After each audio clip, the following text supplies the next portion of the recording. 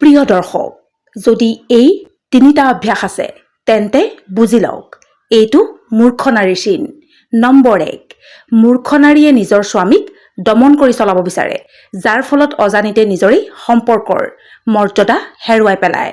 বাস্তৱত যি নাৰীয়ে স্বামীৰ সৈতে একেলগে থিয় হৈ আগবাঢ়ি যায়, সেই নাৰীহে পত্নীৰ সম্পৰ্কত অহাৰ আৰু সঁচাকৈ ৰাণী বুলি কোৱাৰ যোগ্য হয়।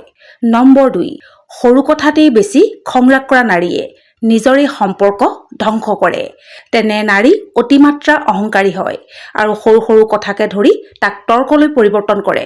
সৰু সৰু কথাকে এৰাধাৰৰ মাজত নচলে, যাৰ ফলত পৰিয়াল আৰু মৰমৰ বান্ধোন লাহে লাহে ভাঙি পেলায়। ধৈৰ্য নথকা নাৰীয়ে নিজৰ সুখক নিজেই ধ্বংস কৰে। নম্বৰ 3, নিজৰ বুদ্ধি ব্যৱহাৰ নকৰাকৈ যি নাৰীয়ে আনৰ কথা অন্ধভাৱে বিশ্বাস কৰে আৰু নিজৰ ঘৰৰ ভাল বেয়া চিন্তা নকৰে, তেনে নাৰীয়ে পথভ্ৰষ্ট হয় আৰু তেনে নাৰীয়ে বহু সময়ত ভুল সিদ্ধান্ত লৈ নিজৰেই ক্ষতি কৰি পেলায়। প্ৰিয় দৰ্শক, আজিৰ ভিডিঅ'টো যদি ভাল পালে লাইক এটা কৰি দিব।